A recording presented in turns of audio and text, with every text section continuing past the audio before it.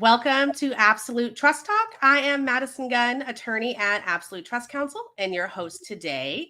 If you're watching this live, please feel free to ask any questions in the comment section of whichever platform you are watching on. If you're listening to this, however you listen to your podcasts, and you have any additional questions, please feel free to reach out to us via our website at www.absolutetrustcounsel.com. Hi, Carrie. It is great to have you. It's so easy to rattle off advice to people, but when they feel like they're the only one in the room with their concerns, it's helpful to hear from people who have been through similar situations. Rather than give a basic lecture about the life stages of a special needs person or child, we have brought in Carrie Lloyd today to discuss it from her perspective as the mother of a special needs child who has been through these life stages with her son, starting from the day he was born. Carrie is the vice president and institutional consultant at Index Fund Advisors. She has over 30 years of experience in the financial services world, where she has held leadership positions with the most respected names in the financial service industry, such as State Street, Bank of New York Mellon, American Century, and Wells Fargo. Additionally, Carrie provides investment solutions and investment policy statements for retirement plan sponsors and fiduciaries of all types, including those who serve the special needs community. Ms. Lloyd also works with government investment pools, where she is a registered lobbyist with the state of California, and she is the author of Planning the Future for a Special Needs Child and the founder of Integrative Solutions Services, LLC, where she provides consulting and collaboration tools to the special needs community. Carrie previously served on a regional oversight board for the California State Council for Developmental Disabilities, member of the Los Angeles chapter of the Western Pension and Benefits Conference, and she continues to participate in industry conferences and symposiums, where I first saw her, throughout the United States, and is often asked to speak or moderate sessions for attendees. She's a family fiduciary, so she helps other people in the same situations. She teaches based on her own experience. And in her spare time, she visits family in Hawaii, enjoys performing arts, golfing, yoga, and music, where she performs with her church choir. Phew. That was not even her whole resume, people. We are so glad to have you, Carrie. Your story is so compelling and touching, and you're able to articulate all of the information you've learned over the years through your own experiences, both in your book, in person, and your speeches. And I would be so happy if you could tell us about your life with your son, Adam, and maybe start with pregnancy or the day he was born, kind of like your little diagnosis story, just to start us off. Yeah. Well, thank you, Madison, for having me here. And it's an honor to be here with you and with the audience today. And when Adam was born, I was in my career already working with institutional clients, and I thought I was just going to have a baby. But when he was born, his APGAR score was below perfect. And so I knew that there was an issue. And the second that the doctor said that he had an issue with his hearing that was likely temporary, because they thought maybe it was just fluid in his ears, a mother always knows. I knew that Adam was deaf that moment, and it was going to take me 3 to 6 months to actually get the final diagnosis. And it started right away, going to the audiologist and having them test for fluid in the ears, confirming it was there, and so on. So that early stage, that early pre-diagnosis, stage is very difficult for the families, because there's all this uncertainty. And yet there's always the mother's or father's or family intuition that there's something going on. And so that's where we were with Adam, but it didn't, of course, change the way I felt about him. It was just, I knew that he needed some additional attention, and I was happy to give it to him. That's great. I know every child is unique in terms of, they all need their individualized support needs. And I understand that the support and services that come from government, either federal, state, or local, can be broken down generally into life stages. Is that right? I believe your book broke it down into 6 stages. I did. It's a daunting task, and there's a lot of terminology. So Adam just turned 18, so he's in the second to the last life stage. And the first one is that 0 to 3 early start life stage. And, for obvious reasons, we're not going to be contemplating guardianship or conservatorship for an infant, because, they're minors. So I broke it into stages so that we can focus on what needs to be done during that life stage. And it was based on my experience with Adam. and the fact that I was working professionally with fiduciaries already anyway. So I had a little bit of an early start in terms of understanding what I needed to do. All right. And can you explain how that first, I imagine this is the most daunting just because you're really starting off with you don't know. So what does that first big stage looks like? So you have a diagnosis kind of, and then what happens from there? So you're noticing differences. For me, Adam and I went to Mommy and Me classes, and he wasn't responding to sound in the same way that the other children were. And we're banging the tambourines and we're doing the drum, and there was like no response from him at all. And so I thought, well, he definitely can't hear. And so, but you don't have the final diagnosis. So you're seeking solutions. You're trying to find what to do. There was one really good resource that I recommend at this stage. There's a book called The Out of Sync Child, and it really has quite a few exercises that families can do, regardless of if there's a diagnosis or not, to stimulate the senses and work with a child that might seem a little off. And there's also some what they call positive behavior support tools that can be used at this stage. Even though you don't know what's happening, you can at least encourage little gains to turn into larger gains and then build on them while they're young, and the brain is very flexible and plastic in terms of your ability to help them. The other thing was in society, the families, that do notice also that the things are a little off. There is an impact on the family as well, because you can't ignore the differences, and neither can anyone else. So people start asking questions. And then the third thing in this life stage is really interesting in terms of services, because if there's an issue and there is a diagnosis, then the government rushes to your door. There's something called early intervention, which is part of Early Start under Part C of the Individuals with Disabilities Act. And that's in the book, but there's an IFSP that gets developed at the 0 to 3 life stage for the child and for the family to make sure that they get the support they need while it's still early enough to make a difference. So there's a lot of technical stuff going on at the beginning, and that's why you just want to focus on this life stage and what you need to do right now. That's great. And is that just like a referral from the pediatrician? They send that off, and that's kind of how that works. Okay. They do, yes. Yeah. All right. And what happens when it's time to start school or preschool, when they hit that 3-4 years old? What does that shift in resources look like? I mean, the school obviously sends some of that early start support, but now what? Now that they have, maybe a program to go to and things like that. So by then you've got your diagnosis, and hopefully there's a treatment plan that was developed in the prior life stage. And the IFSP, Individual Family Service Plan, turns into an IEP, which is an educational plan. So that moves from family services to educational planning to try to maximize the gains for the child. And when that happens, there's quite a bit of advocacy that you need to participate in. And the most important advice that I give to the families is that the parents are part of the team. And quite often it's common to get a little bit intimidated by these people, telling you what they know based on their qualifications. But the reality is that you know best, because the families know best, since they know the child. They're with them 24/7. So it's really important to share the information that the team needs as the family members, and also to make sure that there's collaboration across environments. Because if there are gains being made at home, you don't want to extinguish them at school because they're not following the same protocols. So hopefully in that first 3 years, you figured out what was working, and now you want to transfer that into the educational setting to build on those gains. That's great. And I assume, maybe it goes without saying, maybe it doesn't, depending on our listener, but everything is just fluid all the time. So like all of those plans are probably constantly evolving, right? Like treatment plans, things like that. They're constantly evolving depending on what's happening with the child. Depending on the I and the IEP, right? The individual.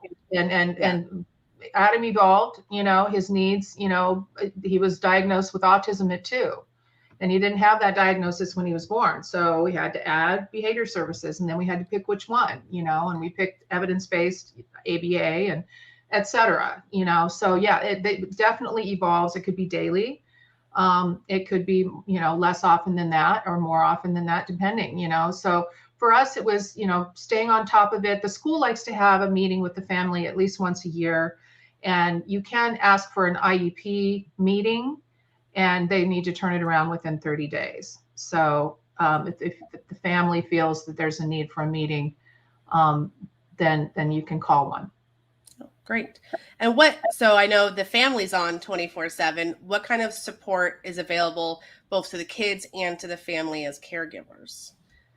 So while the child's in school, needless to say, if they qualify for special education, then they would have an IEP and they would have an IEP team, and then you negotiate the level of support that they have at school. So that typically would be PT, which is physical therapy, occupational therapy, and speech therapy. It was for Adam because he's deaf with the autism.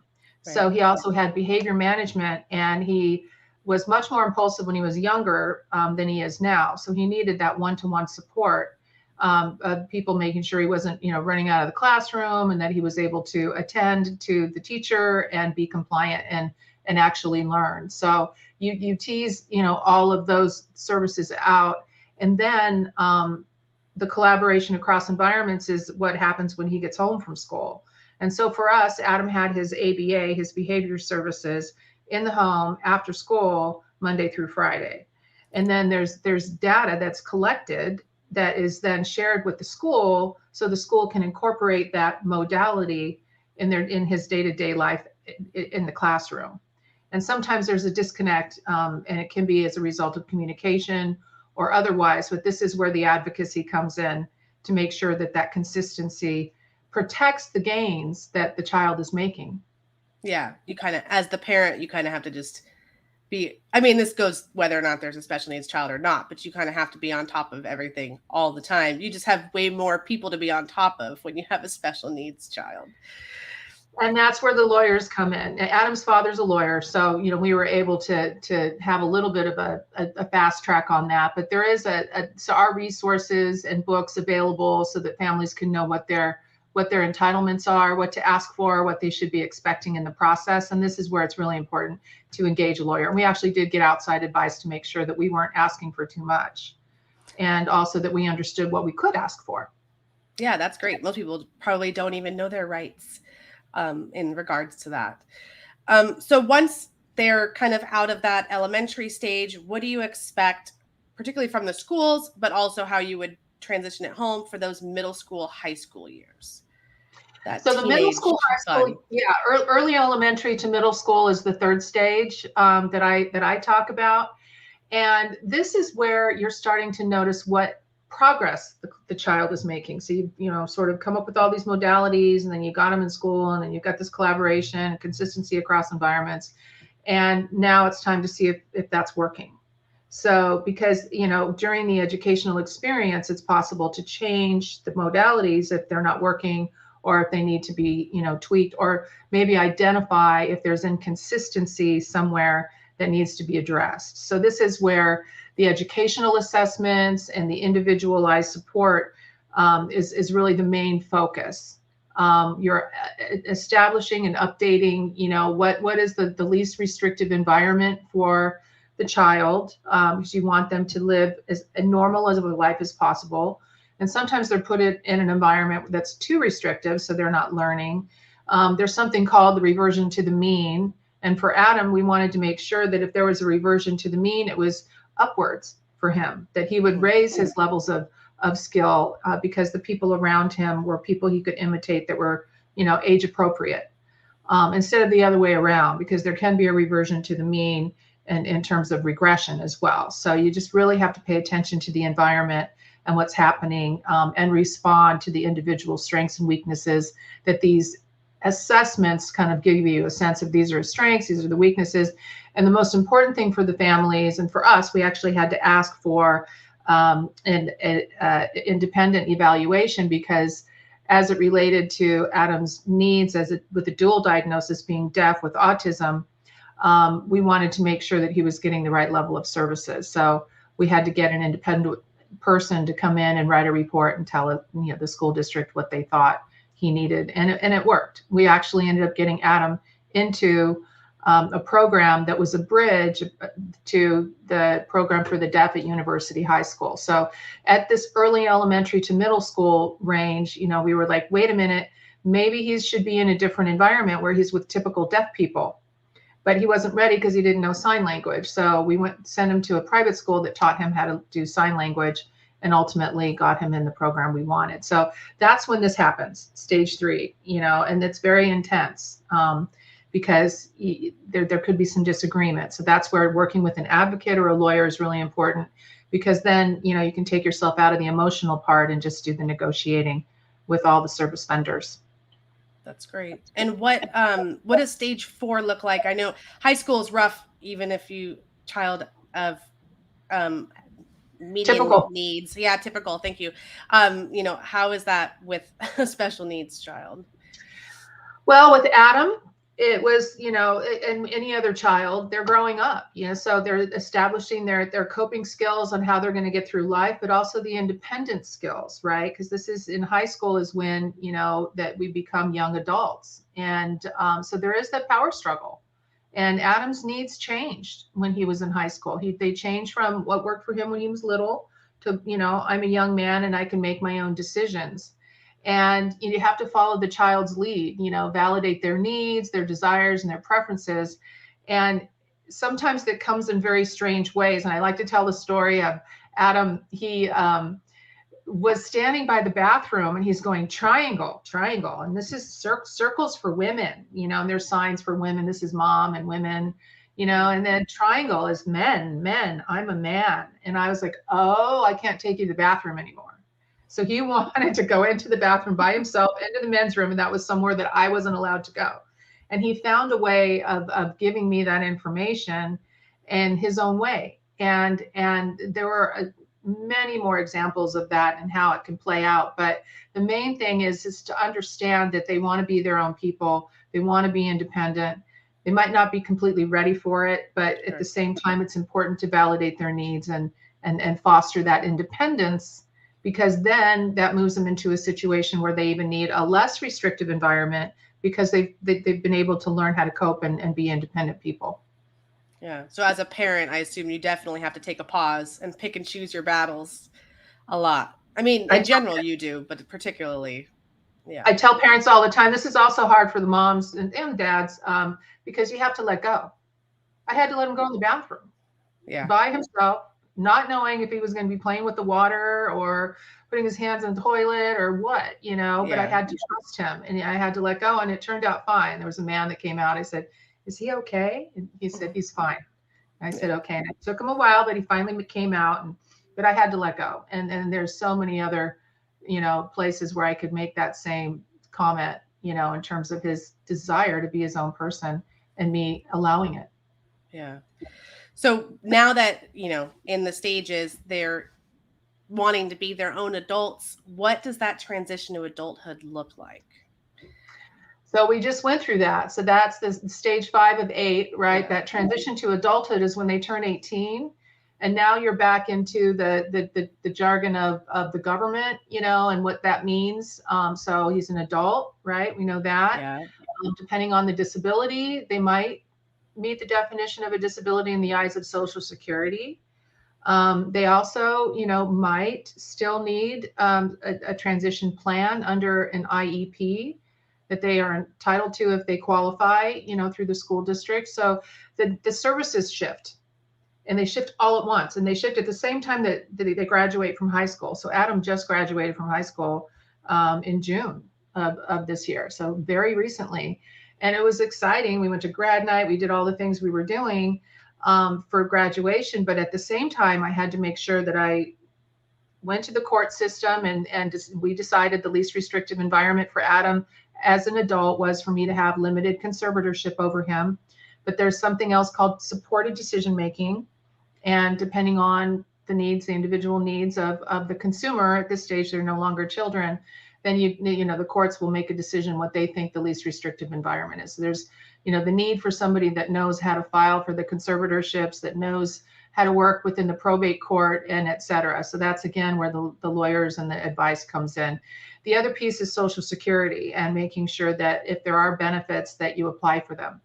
And so I actually engaged an expert, a firm that does that, so that I wouldn't miss anything or, forget to do a document that needed to be signed or, what have you. So that's where it's worth the money. It's worth it to engage the experts to get it done right and to understand, what the choices are.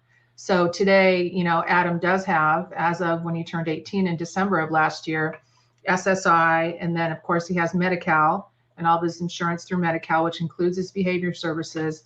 And then he also has the transition program from the school district. And so he's going to be on an IEP until he's 22 years old. So, and the transition programs are really all about identifying what kind of work, if anything, they might be good at, and what type of day programs they might enjoy when they're at the next life stage. So that's a lot. Yeah. So you see why you want to break this into smaller pieces, because in total it's overwhelming. But if we break it down into life stages, it's a lot easier to digest. Yeah. And this particular life stage, because of all the government options and the aid you might need just to navigate those options, you could start before 18. At least if you need to find out if they're going to qualify for SSI or disabled adult child benefits under a parent's social security record, and then Medi-Cal or Medicaid being separate if it's under a disabled adult child program.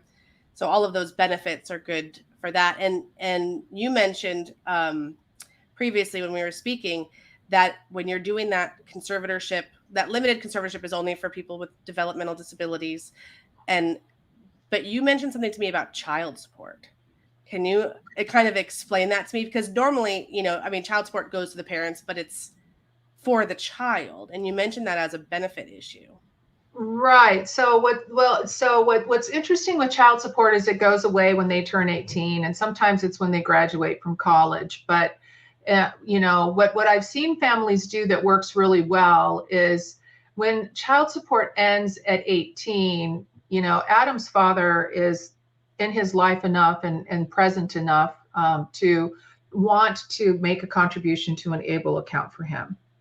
And so if by doing that, then that income isn't considered income in the eyes of the Social Security, and then the ABLE account can pay for, all of the expenses that an ABLE account can pay for. And so, this is where you engage the help of a special needs planner to really tease out, what sources of resources that the consumer is going to have. There's generic resources and non-generic resources. So there's the government benefits and the, resources available to you through the state. And then there's, the resources that the family provides. And those family provided resources typically would be funneled either into an ABLE account up to $15,000 or, in a special needs trust. And that's where, it could get real tricky, and it's important to engage an expert as well. Yeah, very important. And then the last stage, which I think is the most interesting that you speak about just because of your own personal story and your dreams. But the last stage is kind of like that life care plan. So they're out of the school system and you're just kind of trying to figure out what's going to happen forever. Yeah. So, and let's back up just a second. So when Adam graduated from high school, the other thing I realized is that he was uncertain. So, this adulthood and beyond is a very uncertain time. And Adam was actually worried about that when he graduated, because everybody was saying goodbyes. They're saying school is over, no more school. And he's like, well, what's going to happen to me? So the consumer, the child, the disabled adult child is as concerned as we are. And sometimes that comes out in their behaviors. And so I have seen a lot of them, the disabled adult children, have an escalation in behaviors somewhere between the age of 18 to 22 when they age out of all the services and really, have that adulthood and beyond life stage. So there's a little bit of a trickiness to Adam's needs have changed now that he's 18 and he graduated from high school. So we're renegotiating his services with the regional center, and he's already in his transition program, and he's doing well in college. So, that's sort of that 18 to 22. And then beyond that is adulthood, right? So that's when you start considering the living arrangements and what the succession planning looks like. And it's important to document, what is working for them. It's probably important to do that at the earlier life stages, And that way, if anything happens, at least, you know, the team, the treatment team will know what to do. Like if something had happened to me, we had a life care plan in place for Adam so that people knew how to pick things up. I got COVID, you know, and I was sick for like 3 weeks, but everybody knew what to do. So it was really important to have the life care plan in place so that, you know, I could just get better and not worry about it. So there are a lot of living arrangements that are out there, but quite a few of them have wait lists. There's some really interesting and creative things that are happening in different states with regard to the government, you know, sort of setting aside subsidies and some, you know, like living arrangements. So keep an eye on that by state and engage with the people that know what's happening in the state, because these are differences state by state. And then when the parents do retire, like for example, Adam's an adult, his dad isn't retired yet, but he's going to next year. And when he does, then he might be eligible for half of Jim's Social Security check in the form of disabled adult child benefits, the DAC benefits that you mentioned earlier today. Mm-hmm. That usually happens in this life stage because quite often their parents haven't retired yet. So, you know, half of zero is zero. So if they're not getting any retirement income, then they're not going to get anything. So you just wait until, you know, one of the two parents does retire. And then there's a little bit of math that you need to do on those in terms of which parents' Social Security will he be getting half of. And then you have to consider that in light of its impact on everything else, because it is a dollar for dollar reduction in the SSI payment. So again, you know, the details can cause a lot of problems. And this is where you really need to engage with people that are watching this on a daily basis. And there are, you know, lawyers and vendors that are out there that are specialists in government benefits. Yeah. And that's typically what who we refer clients to as well when they are asking. You know, one, you always have to get that diagnosis under a certain age in order to get anything. But also that those benefits might be fluid. They might get SSI at first, and then, you know, and depending on the parents' income when they're minors, they might get benefits when they're a child. So it's all something that it's kind of like when you counsel a normal family when a spouse passes away and they want to know, you know, or they want to know whose Social Security record they can qualify off of. It's kind of the same thing, but in a different situation. You just have to run a bunch of numbers, and there are people who help you do that. You don't have to know what to do.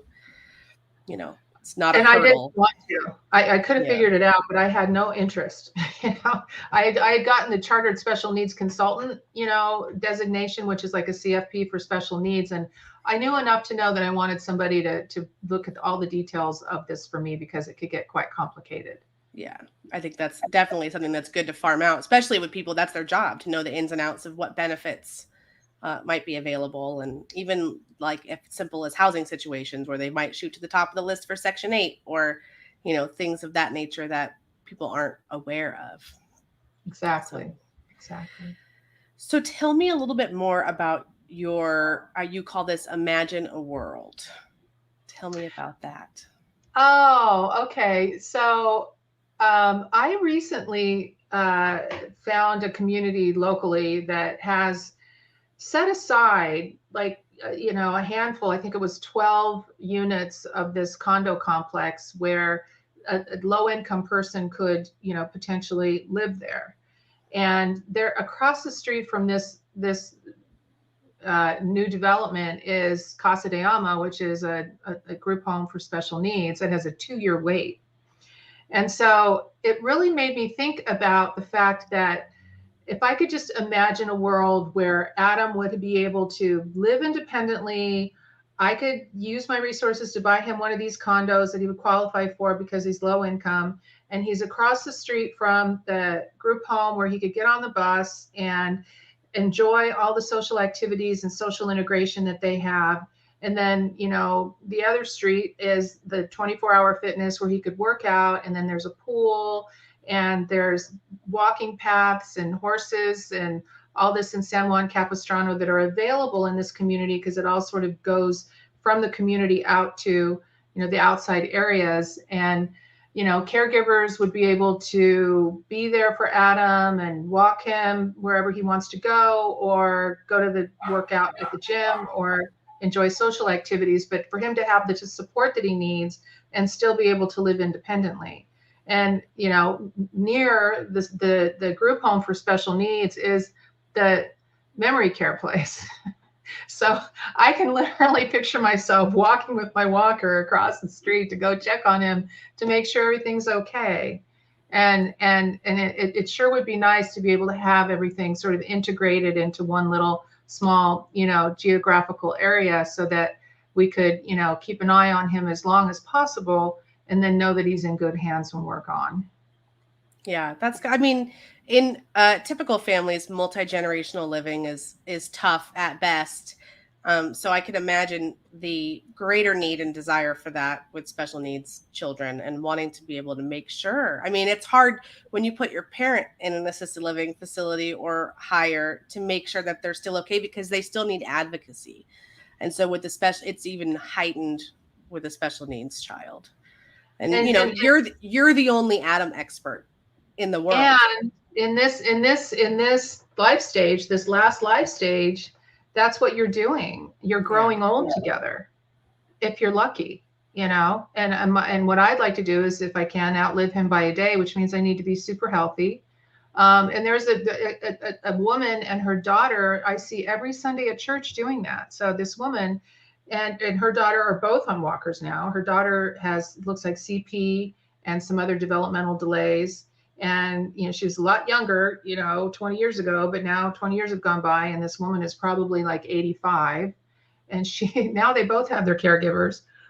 So there's two of them in the car, one in the front, one in the back, and caregiver and special needs consumer. You got the elderly mom and the IDD daughter, and they are growing old together, and I pray for them every Sunday. And then the people that have watched me and Adam come in every Sunday have also, been part of our community. So it's been an inspiration for me to see these two, how much they love each other, and then how their needs have changed over time, but they're still doing it.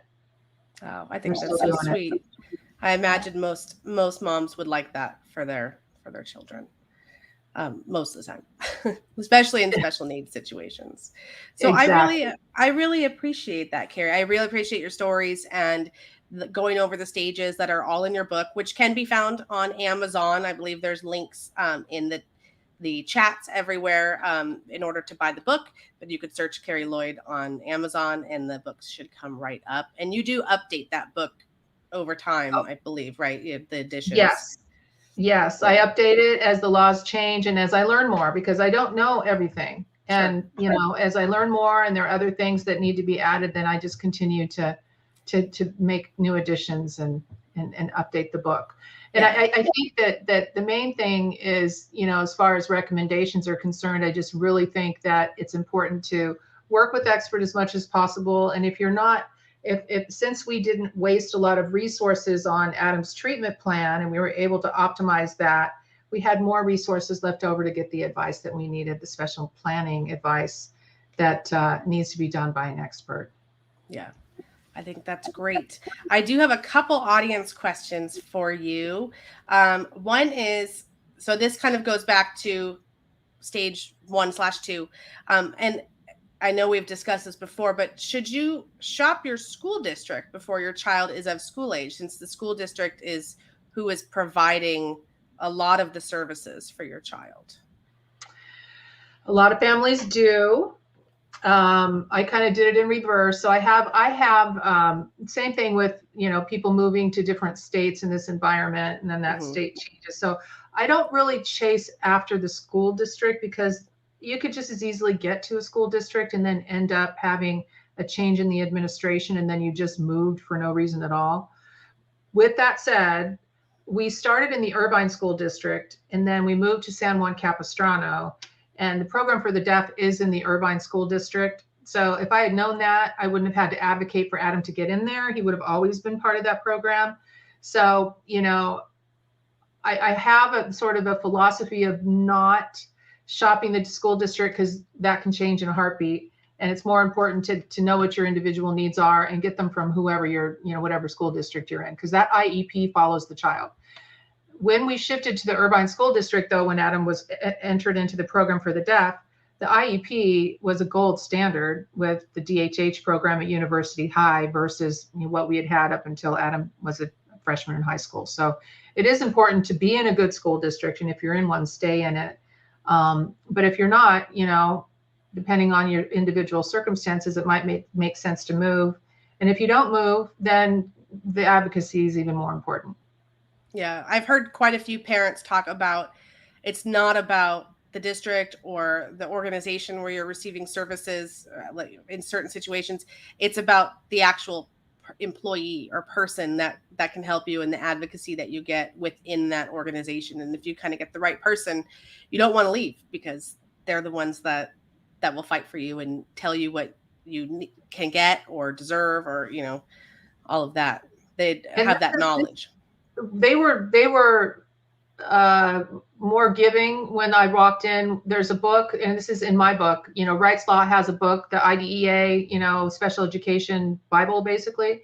And I bought it and I read it. Like a lot of people won't read it, but if you read it and you kind of know what your rights are, you can highlight the stuff that you're struggling with, and you can bring it into the school and say, this says this here on this page. And when they see that you're prepared, then sometimes, and if you don't have the energy, then there are people that can do it for you. Yeah, those professional advocates.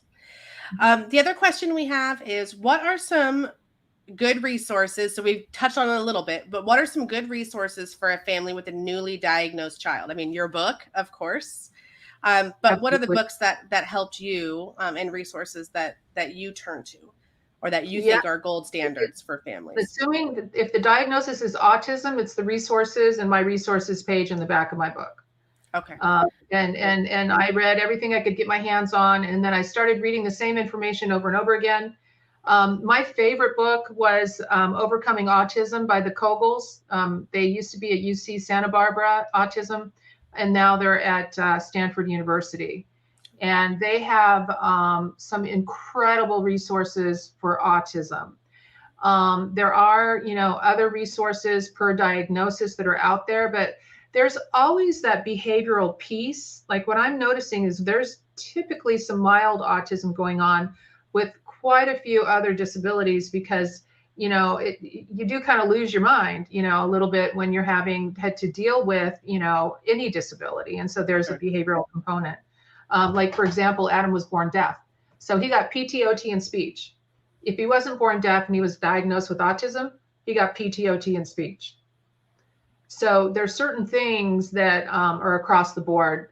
And but that book also, The Out of Sync Child, is really good because it helps you with exercises you could do either at school or at home, fun play things to do in leisure time, and with family and friends and with the school. So depending on the diagnosis, I could dig deeper if I knew it was a different diagnosis. And I would. And that's, I always say with advisors that are out there, you see them quite often gather everybody's assets, like, okay, let's transfer your money, let's do this, let's do the estate planning, let's get you invested, which is fine. But at that early stage, that's the last thing you need, like, to be helpful. The advisors working with families at that stage could do some research on the diagnosis. And this is in my book, research the diagnosis, figure out ways to be helpful in terms of bringing your clients to the resources they need to think about, to give them a fast track a little bit, which is the reason I wrote the book. The book is a fast track so the families can kind of know what to do. Yeah, that's great. I appreciate that. And you have an event coming up with the book signing, is that right? So we're going to be at the National Guardianship Association conference. And if for anybody that's there, family members can go. So it's at Disney. It's coming up next month. NGA is the acronyms for it. And we'll be giving away books for free at the conference. So anybody that's there will be able to pick one up. And Adam will be there for anybody. If they want him to sign the book, he'll be there and they can meet him in person.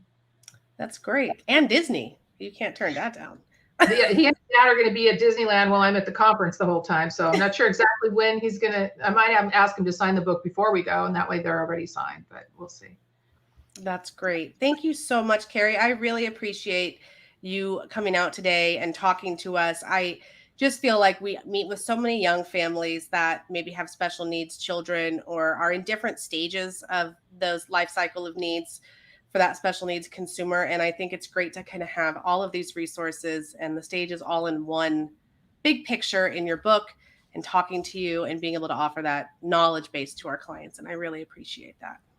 You're welcome. And thank you for having me. This was really wonderful. Thank you for including me in this talk. All right. All right. Well, thank you so much for this episode of Absolute Trust Talk. And we will be back next month with another guest. And we appreciate Thank you for joining us today for another episode of Absolute Trust Talk Live. If you enjoyed listening in, then don't forget to subscribe. You can find us on Apple Podcasts or wherever you may listen by searching Absolute Trust Talk. While you're there, we would also love for you to leave us a review. And then why not share your favorite episodes with family, friends, or colleagues too? You can find all of our shows and corresponding show notes by visiting absolutetrustcounsel.com. You'll also find a variety of other free resources, including our ebooks, videos, blogs, presentations, and more. If you need help with your estate planning or administration, we also offer a free discovery call to help get the process started. You can find more information on booking your session by visiting absolutetrustcounsel.com/scheduling. Don't forget to keep an eye out for our next live episode in 2 weeks. If you join us for the broadcast, you can submit questions during the show. But if not, don't worry. You can always get in touch with us by sending a quick message to info@absolutetrustcounsel.com. Thanks again for listening. We'll see you soon.